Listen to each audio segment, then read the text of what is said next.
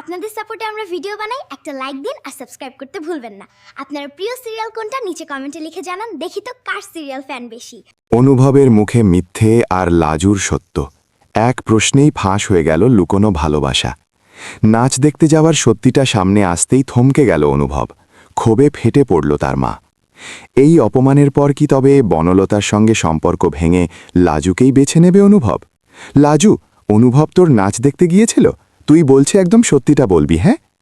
সুপ্রিয় দর্শক, কোণে দেখা আলো ধারাবাহিকের আজকের পর্বে তো আমরা এরকমটাই দেখতে পারব। বিস্তারিত জানতে চাইলে এখনই ভিডিওটা একটি লাইক দিয়ে চ্যানেলটিকে সাবস্ক্রাইব করে একদম শেষ পর্যন্ত দেখতে থাকুন।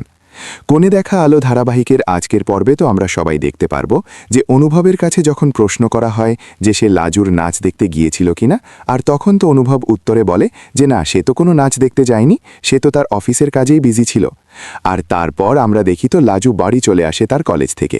আর এদিকে তো বনলতা লাজুকে দেখেই তাকে প্রশ্ন করে যে লাজু, অনুভব কি তোর নাচ দেখতে যায়নি? আর তখন লাজু বলে দেয় যে হ্যাঁ, গিয়েছিল তো।